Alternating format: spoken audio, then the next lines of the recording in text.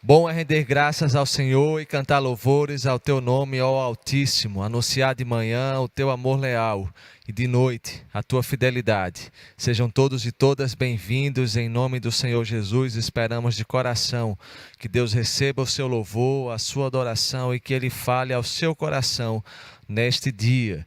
Curve a sua cabeça, feche os seus olhos e vamos juntos invocar a presença do Senhor. Obrigado, Senhor, por este novo dia de vida que o Senhor nos permite viver. Obrigado pelo início de mais uma semana e na Tua presença, na Tua companhia.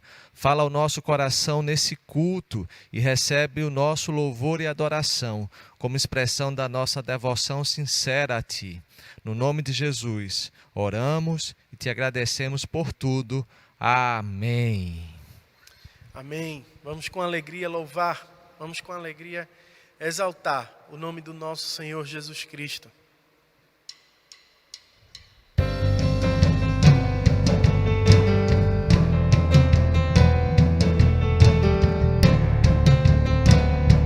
Vamos juntos para o alvo da soberana vocação, Jesus Cristo, nosso Senhor.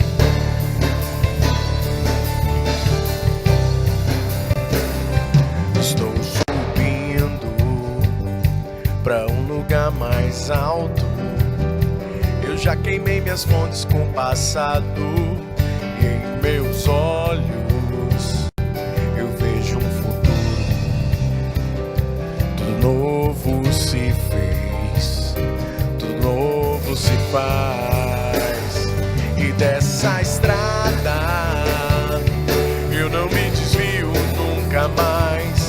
Estou firme, eu não me desvio nunca mais. Vou avançar, eu vou crescer, ninguém vai me deter. Meu alvo é Cristo, meu alvo é Cristo. Vou avançar, eu vou crescer, ninguém vai me deter. Meu alvo é Cristo.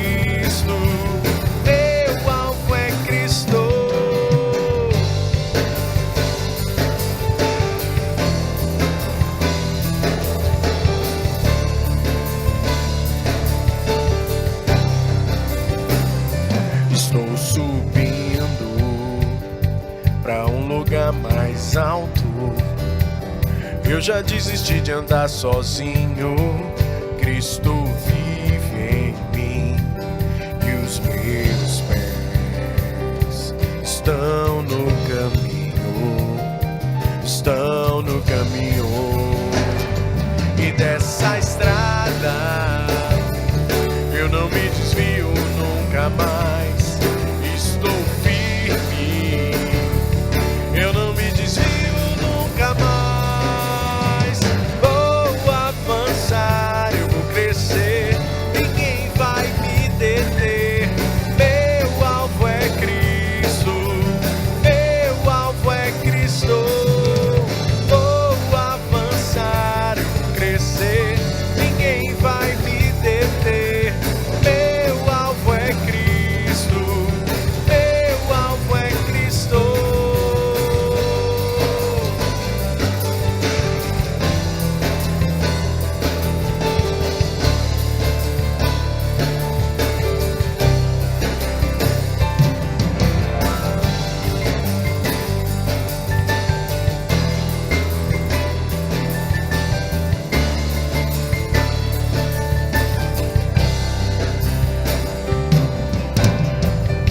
Aleluia.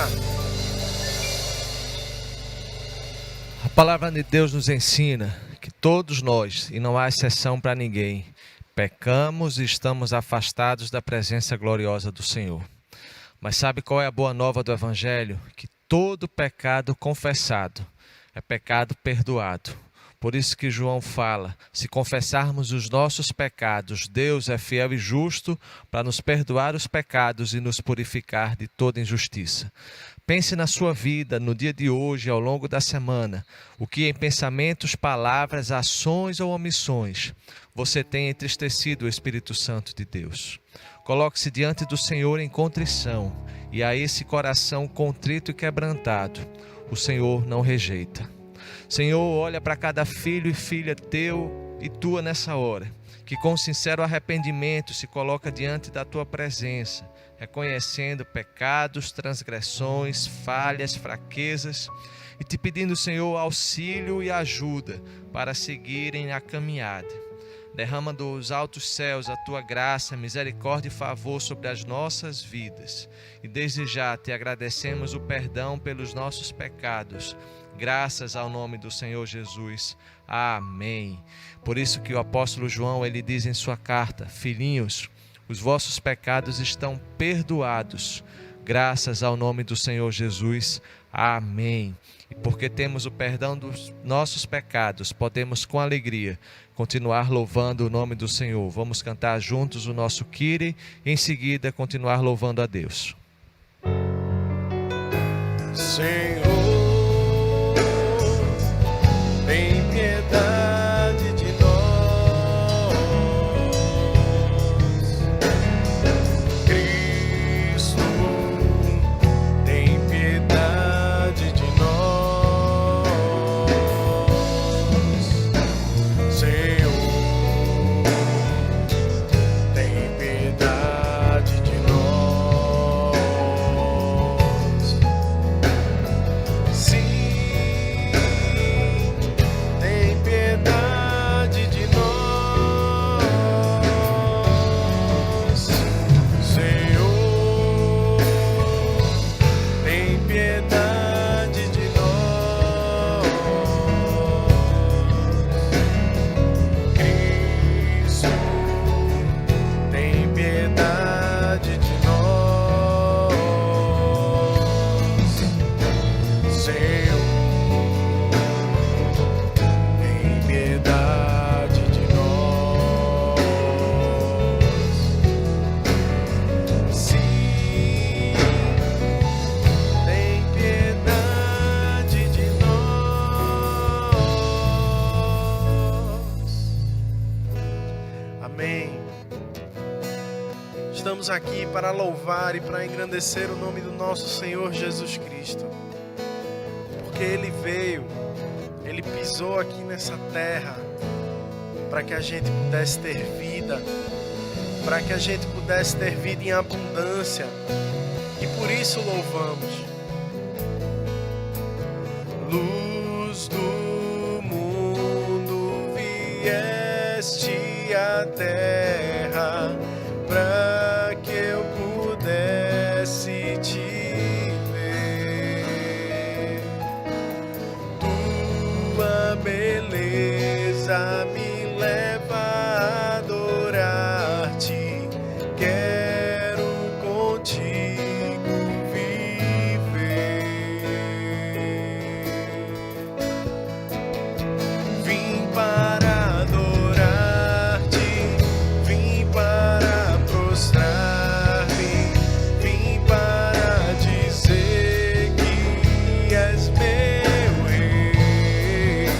És totalmente amável, totalmente digno, tão maravilhoso para mim.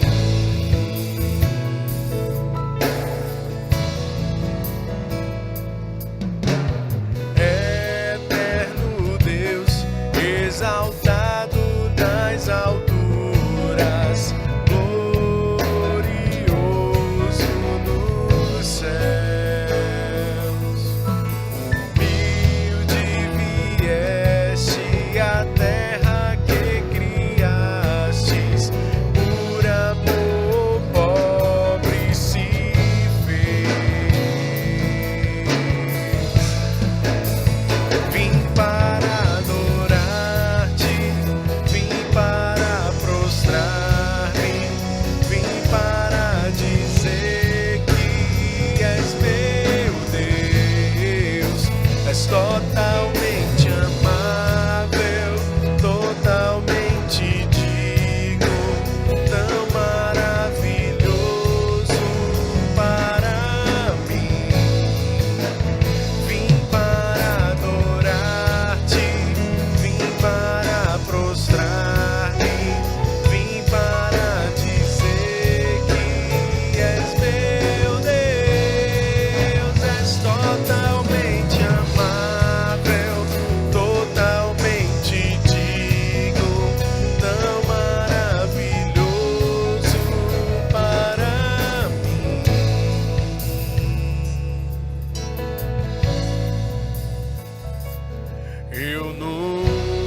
nunca saberei o preço dos meus pecados lá na cruz.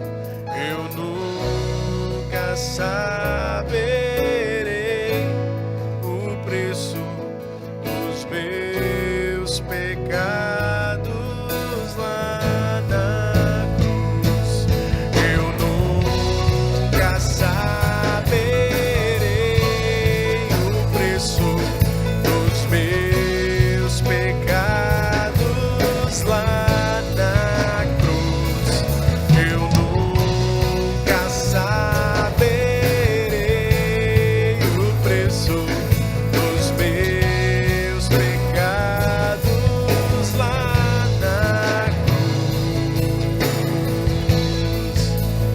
Vim para adorar-te, vim para prostrar-me, vim para dizer que és meu Deus.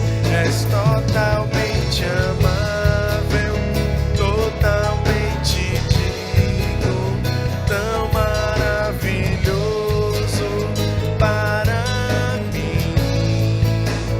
Vim para adorar-te, vim para prostrar-me, vim para dizer que és meu rei. És totalmente amável, totalmente digno, tão maravilhoso para mim.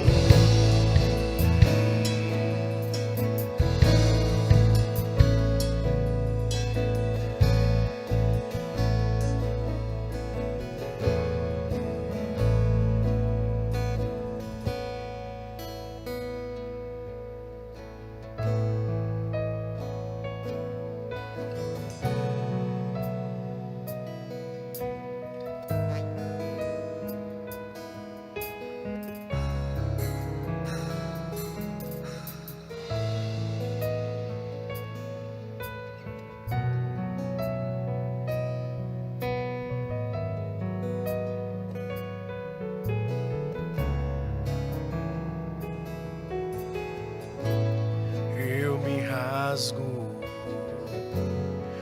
por inteiro, faço tudo, mas vem novamente. Eu mergulho na mirra ardente, mas peço que tua presença aumente.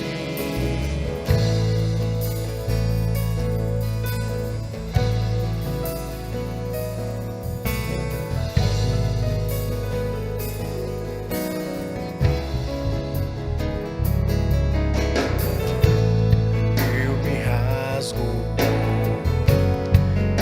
inteiro, faço tudo, mas vem novamente. Eu mergulho na mirra ardente, mas peço que tua presença aumente. E se eu passar pelo fogo, não temerei.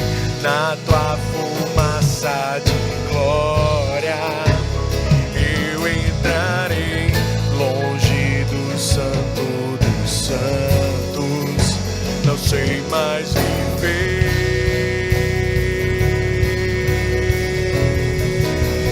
Quem já pisou do santo dos santos em outro lugar não sabe viver.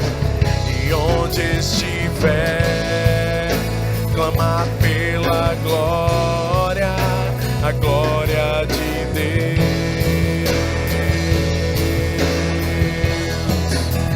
Quem já pisou do santo dos santos em outro lugar não sabe viver.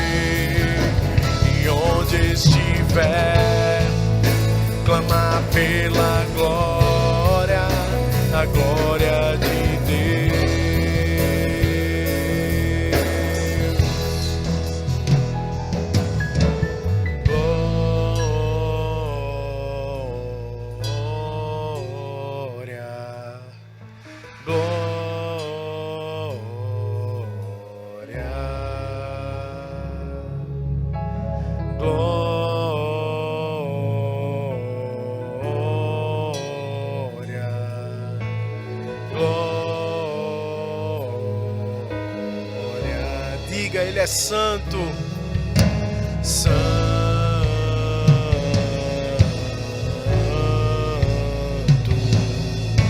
santo, santo, santo é o Senhor dos exércitos.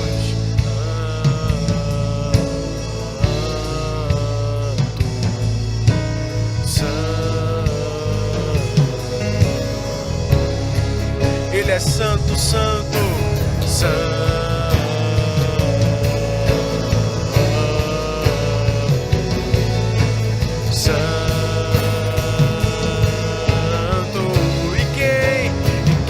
Já pisou no Santo dos Santos em outro lugar, não sabe viver, e onde estiver, clama pela glória, a glória de Deus.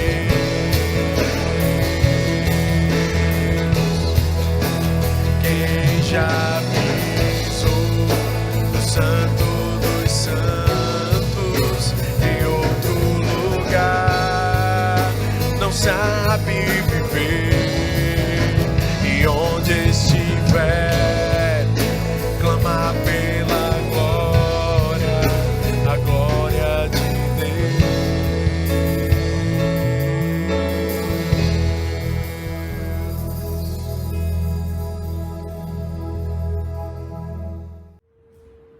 Bom dia, queridos, bom dia a todos vocês. Mais um domingo na presença de Deus, não é na presença de qualquer um, na presença do grande Eu Sou, o Senhor de todo o universo, para nós aprendermos um pouco mais para o enfrentamento da vida, para as dificuldades objetivas e subjetivas, sempre aprendendo com a palavra de Deus.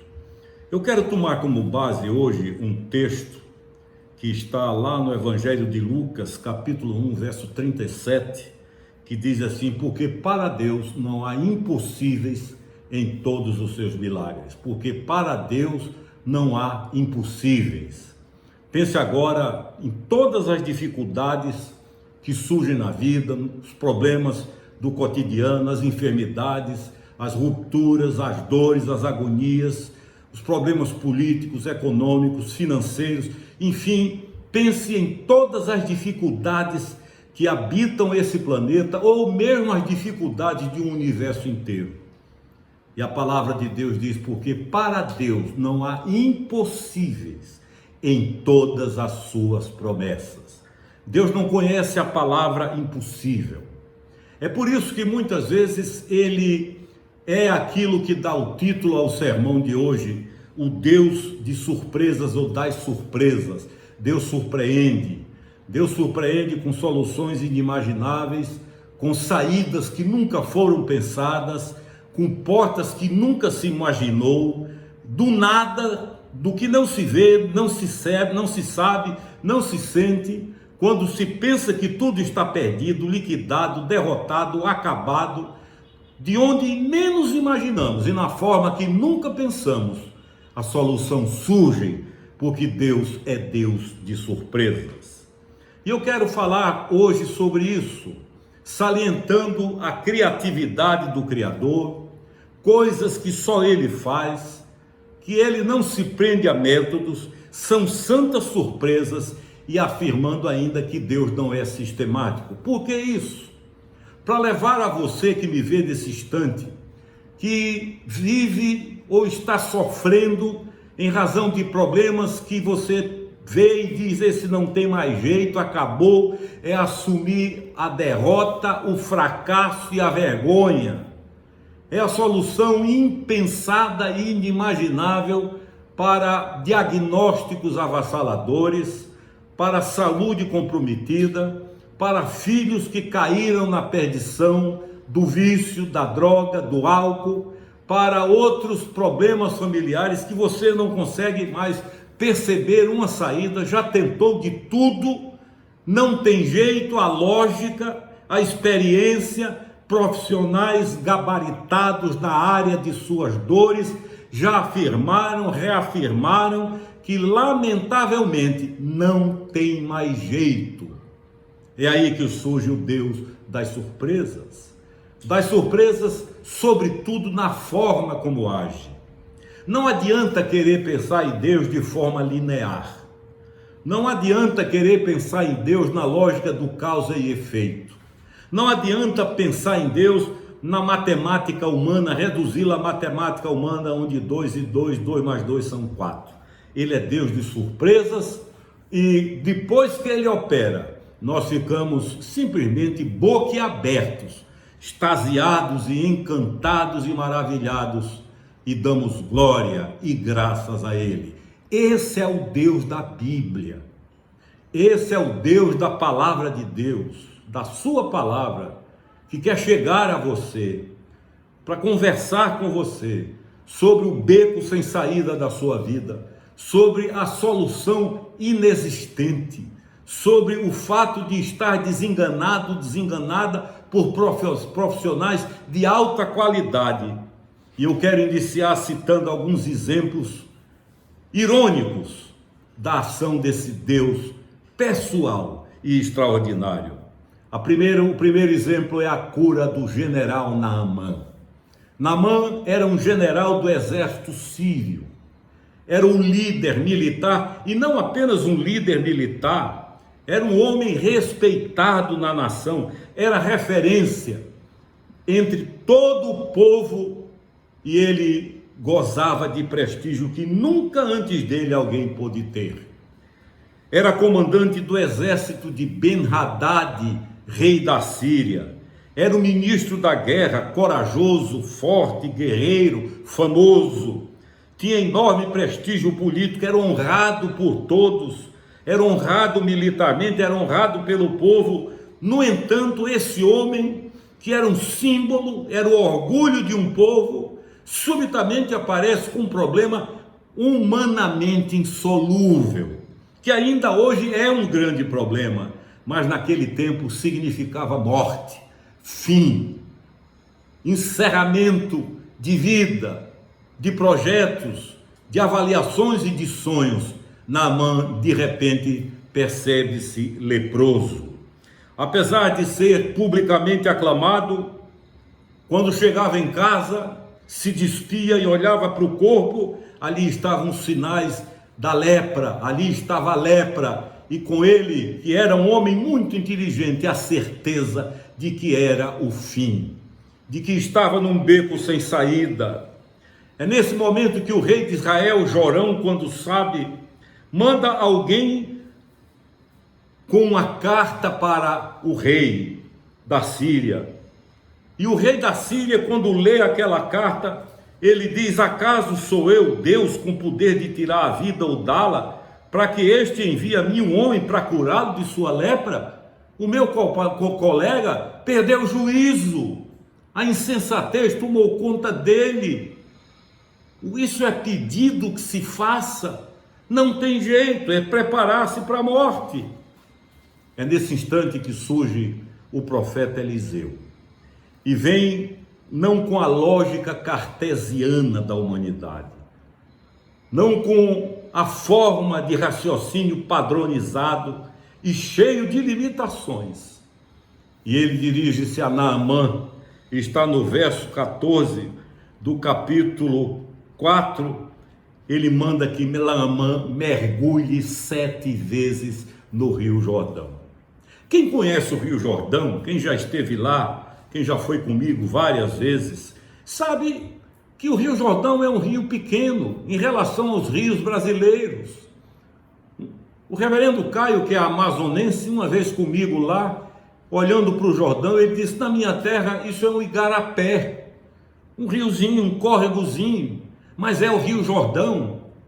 É um rio que não é conhecido pela sua limpeza, é conhecido pelo perigo da sinuosidade, da variação de profundidade. E de repente Naamã é orientado para que mergulhe 7 vezes naquele rio, e surge o maior inimigo que podia surgir nessa hora: o orgulho, que apresenta seus argumentos, que cita, que não vai ter jeito. E Naamã então raciocina e diz assim ao profeta: na minha terra há rios muito melhores.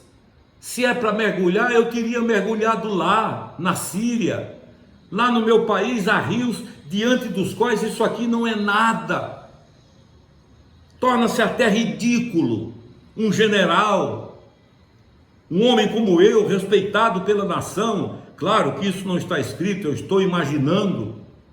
Respeitado pela nação, respeitado pelo próprio rei, de repente dá 7 mergulhos num rio desse que não tem o menor atrativo e não me transmite nenhuma confiança.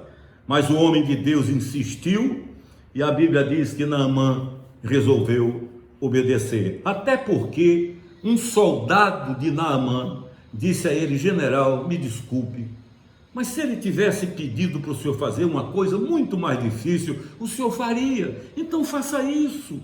Era como se ele dissesse: se não der certo, também não foi quase nada. O senhor para isso é uma coisa simples, tola, obedeça, faça. Naamã pula 7 vezes no rio. E quando ele sai, diz a Bíblia, a pele dele estava como a pele de uma criança. Estava como a pele de uma criança. Esse é o primeiro milagre que eu quero relatar a vocês sobre o Deus das surpresas. Quem poderia imaginar que Deus, para curar a lepra de Naamã, ia dar uma receita dessa? Vá lá e pule 7 vezes no Rio Jordão. É nessa hora que a lógica humana pode atrapalhar. É nessa hora que a fé precisa estar acima do racional humano.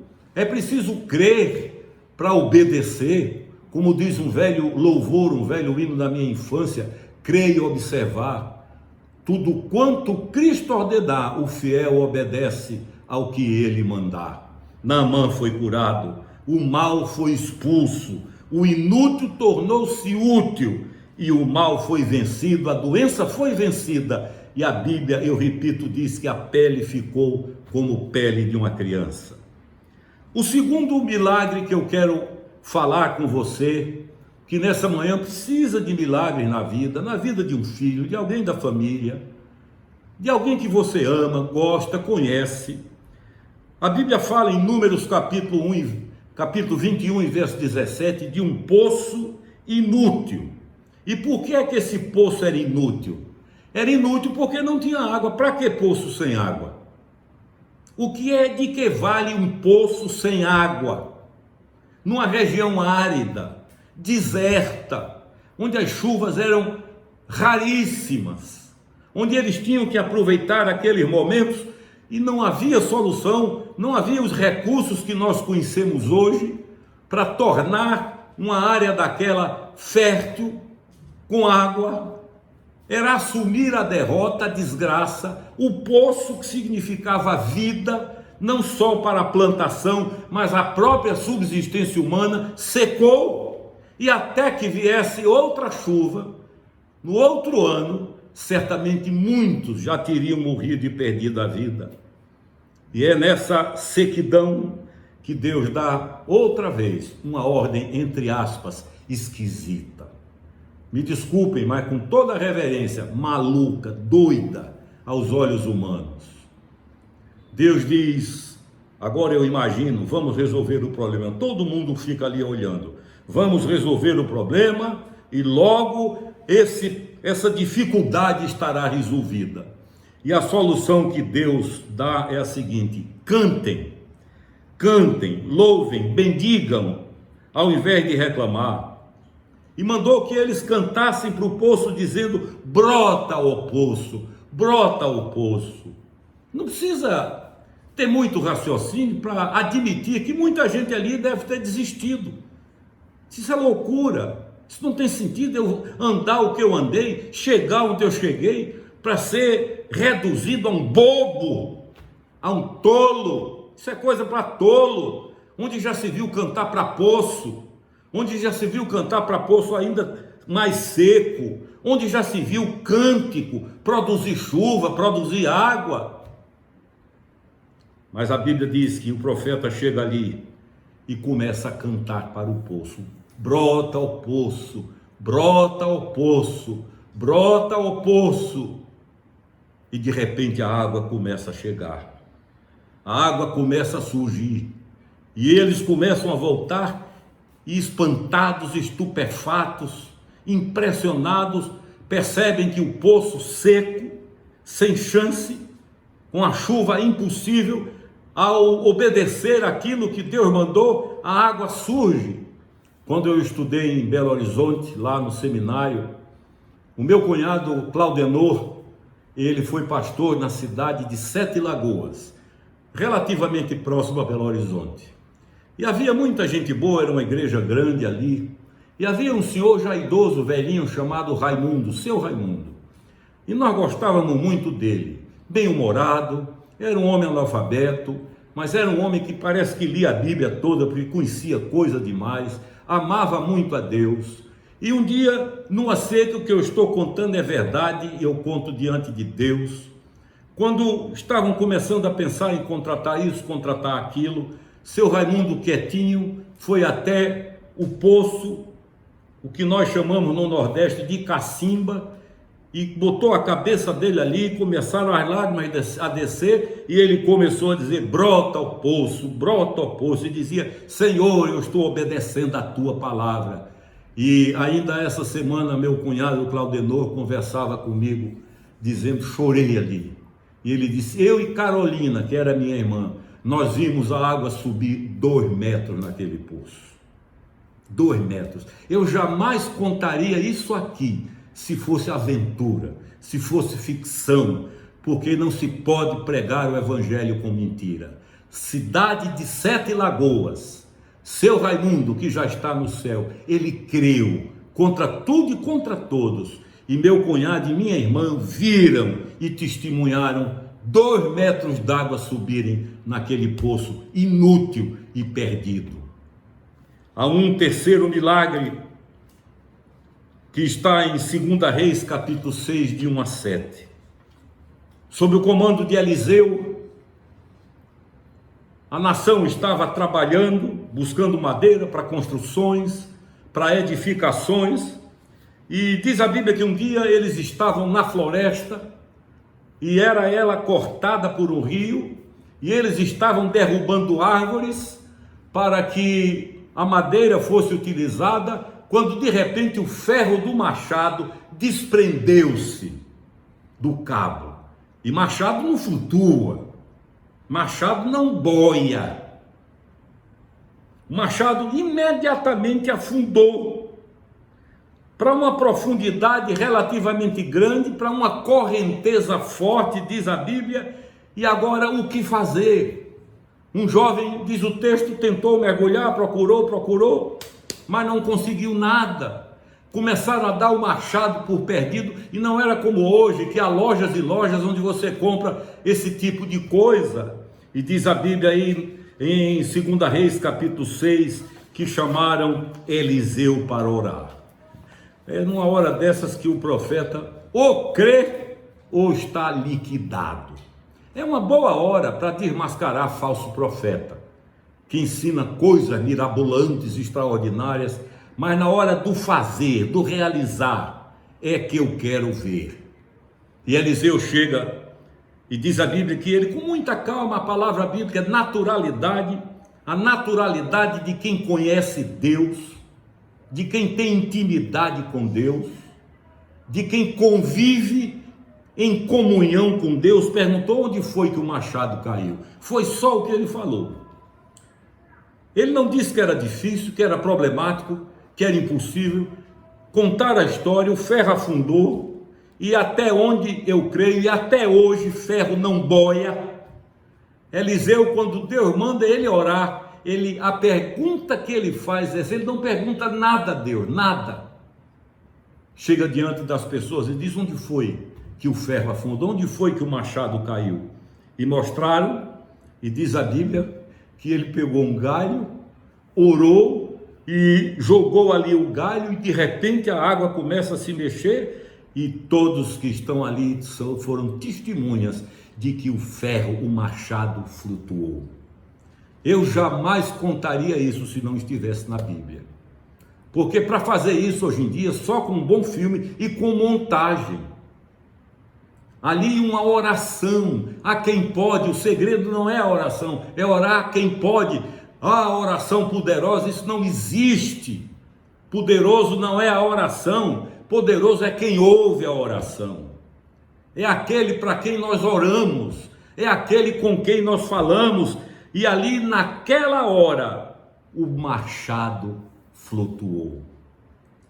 Agora você analisa o seguinte, eu estou lhe perguntando, você curaria a lepra pulando 7 vezes no rio Capibaribe, que é um rio muito maior do que o Jordão? Se você fizesse isso, ia sair cansado e leproso, porque não há na história da humanidade, antes nem depois, um fato assim. Mesmo o paganismo da crença existente na Índia com relação ao rio Ganges não muda, não resolve o problema. Imagine se você fosse pular 7 vezes do rio Capibaribe, pensando que o segredo é pular no rio.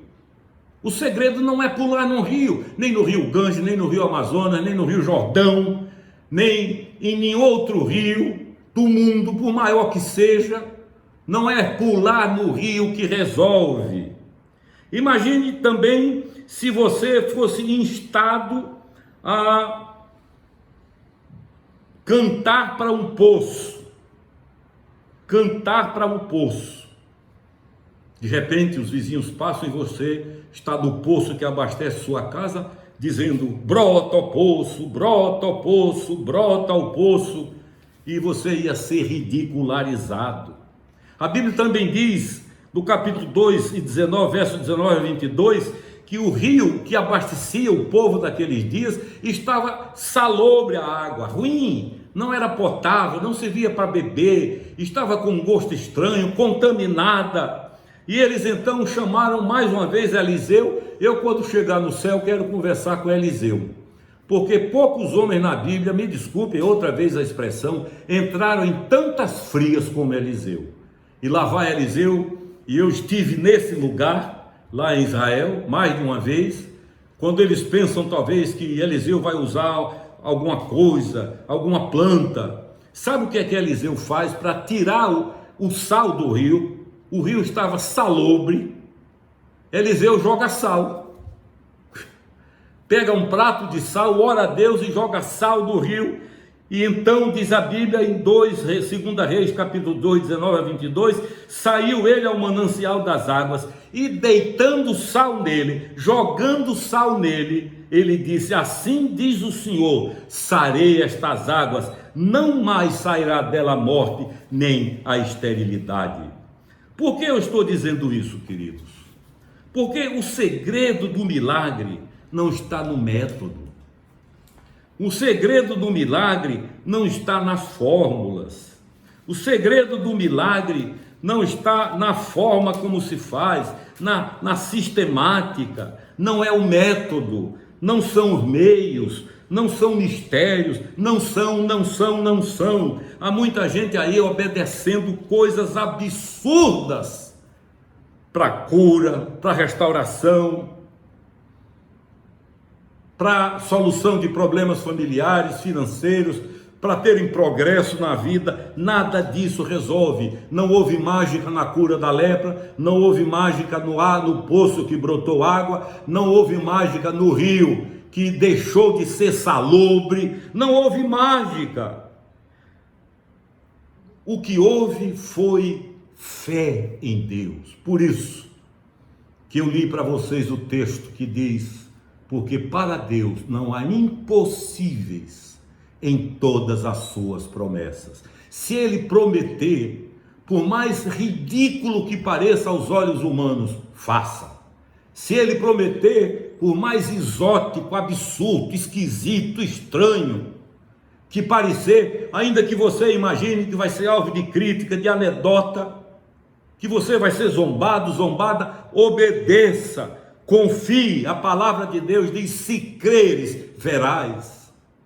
O mundo diz: se você ver, se você vê, crê. Os milagres que são falsos são prometidos assim: veja e creia. Não, a Bíblia trabalha exatamente com o inverso: se crê. Se você crê, você vai ver. Se creres, verás. A minha pergunta é: qual é o seu problema hoje? Saúde? Desenganado por um diagnóstico? Eu tive câncer 3 vezes. Desiludido por um diagnóstico? É um problema no seu casamento? Você descobriu que o marido lhe traiu, que arrumou outra pessoa, ou mesmo o contrário? Você foi informada e constatou que agora não tem mais jeito? É sua saúde, repito, são os negócios fadados à falência, são filhos com más companhias, indo para o abismo das drogas. Você já tentou de tudo, já aconselhou, já falou, já prometeu, já disse: eu faço o que você quiser e não tem jeito. Faça como Eliseu e Naamã. Eliseu orientou a Naamã e aos outros: invoque o nome do Senhor. Não há mágica, há milagres. Houve somente uma coisa, por isso que são 2 palavras fundamentais: fé e obediência. É por isso que o velho louvor do meu tempo de menino dizia: crer e obedecer. Eu creio, mas não obedece, não resolve. Fé não é varinha de condão. Fé não é varinha para gerar mágica. É fé, é crer e obedecer. Crer e obedecer. O Senhor Jesus disse: aquele que me ama obedece a minha palavra. Não é dizer eu te amo, não é isso.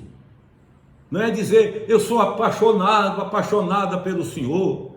A declaração de amor que Jesus nos ensina está escrito, chama-se obediência. Ele disse: aquele que obedece aos meus mandamentos, este é o que me ama.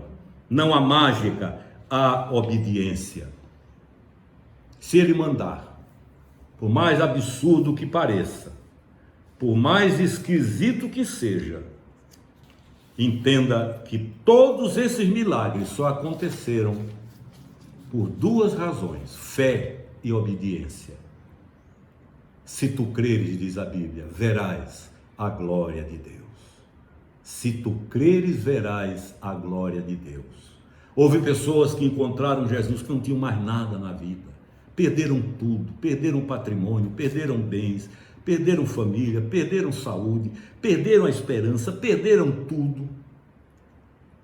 Esse foi o caso de Jairo, que perdeu a única filha e Jesus a devolveu viva. Esse foi o caso de Zaqueu, que subiu a árvore, não apenas por ser pequeno, mas porque era rejeitado, odiado pela população. Esse foi o caso da família de Lázaro, quando Marta disse a Jesus: se o Senhor não tivesse chegado tarde, se tivesse chegado mais cedo, meu irmão não teria morrido. Em outras palavras, meu irmão morreu porque o Senhor atrasou. Ela cria na cura, o limite dela era a cura. E Jesus olha para Marta e diz apenas isso: se tu creres, tu verás a glória de Deus. E você conhece a história. Quem for comigo a Jerusalém, a Israel em maio, nós vamos em Jericó ver aquele lugar. Ali no ano de 1977, se a memória não me engana, eu e o nosso arcebispo Dom Paulo Garcia, nós 2 ainda jovens, entramos naquele túmulo e ali de mãos dadas oramos, lembrando a voz que retumbou ali. Primeiro Jesus disse: tirai a pedra, tirem a pedra. O que nós podemos fazer, ele não faz, porque quem tem poder para ressuscitar morto, tiraria a pedra com sopro. Ele diz: tirai a pedra, façam o que vocês podem, e eu farei o que vocês não podem. E quando eles tiraram a pedra, Jesus disse naturalmente: Lázaro, sai para fora. E diz a Bíblia: e saiu aquele que já cheirava mal, que já estava morto há 4 dias. O segredo do milagre é um só, queridos: obediência. A crise, ou uma das grandes crises da igreja evangélica hoje, chama-se obediência. Há um espírito de rebelião, de novidade, de autoridades, entre aspas, que praticamente querem substituir a autoridade de Deus. A Bíblia não muda, é obediência. Você pode cantar, orar, pregar, gritar, saltar, fazer o que você quiser, nada disso é errado, mas não produz resultado se não houver obediência. É obedecer. Algumas das pessoas mais espirituais que eu conheci na vida foram pessoas obedientes. Obedientes. Dona Rosalie Appleby, a missionária que implantou, junto com o pastor José Rego do Nascimento, a Igreja Batista de Lagoinha, em Belo Horizonte. Era uma mulher que a comunhão com Deus era indescritível. Outras que eu conheci, outras pessoas que eu conheci, como o pastor Enéas, que aprenderam e entenderam que a verdadeira saúde espiritual é fruto, primeiramente, imediato da obediência. Cuidado! Quem obedece, vê o milagre. Brota ao poço, é louco? Não, não é louco não, é obediente. O rio está imprestável, está salobre, a água salgou. O profeta ouve a instrução. Imagine pessoas com temperamento que iam dizer o que a Deus, mas se o problema é esse, como é que vai resolver jogando mais um pouco do problema? Obedeça. A lógica de Deus não é a nossa lógica. Naamã, com rios maravilhosos na Síria, pular 7 vezes, agora vá lá, vá no Jordão hoje, doente, e pule 7 vezes. Não vai acontecer nada. Você vai sair cansado, molhado e com raiva. Porque não acontece nada, não é rio, não é sal, é obediência. Que muitas vezes faz a pessoa parecer ridícula. Mas ridículos vão se sentir os incrédulos que verem um milagre na sua vida. Por isso, diz a Bíblia, para Deus não há impossíveis em todas as suas promessas. Para Deus não há impossíveis. Eu poderia relatar muitas outras coisas, mas o tempo não dá. Eu quero encerrar dizendo a você que hoje me vê e que tem problema que você diz, vou assumir a derrota porque para esse não tem jeito. É um filho, é um casamento, é a saúde, é um patrimônio, enfim, coisas que tiram a paz, tiram o sono. Todo mundo pensa que você vai bem, que está satisfeito, satisfeita, mas não dorme. É uma flecha que fere dia e noite. E muitas vezes chegam religiosos com soluções. Leia a Bíblia, leia a Bíblia. Um dia eu perguntei a um pastor amigo, nos anos 1970, o que significa habitar no esconderijo do Altíssimo. E ele pegou a Bíblia, abriu e disse aqui: obedeça. Como foi que o Senhor Jesus venceu Satanás no monte? 3 ataques, e qual foi a palavra? Está escrito. Está escrito onde? Aqui. Segunda tentativa, segundo ataque de Lúcifer, o Senhor diz, está escrito. É a espada do Espírito Santo. A terceira, está escrito. É com essa arma, e nesta arma está escrito, que Deus tem poder para cumprir todas as promessas que foram feitas. Isto é o caminho da saúde espiritual, obediência. Não se iluda que a varinha de condão, que a pó mágico, é obediência, obedecer. Deus nos abençoe e tome posse da sua vitória, obedecendo ao que Deus lhe mandar fazer, está aqui na palavra. Amém. Amém, querido, amém, querida.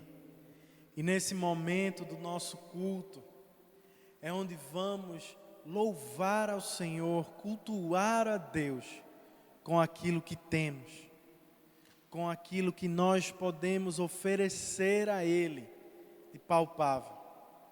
A igreja do Senhor Jesus, ela continuou durante todo esse tempo ativa, viva, os compromissos chegando, E nós contamos com a fidelidade de vocês, nossos irmãos.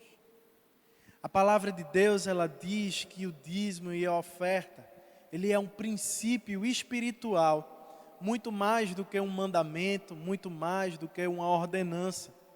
E como princípio espiritual, é importante que a gente dê, que a gente oferte com gratidão e com louvor no coração, diante de tudo aquilo que Deus ele nos proporcionou que a gente tivesse.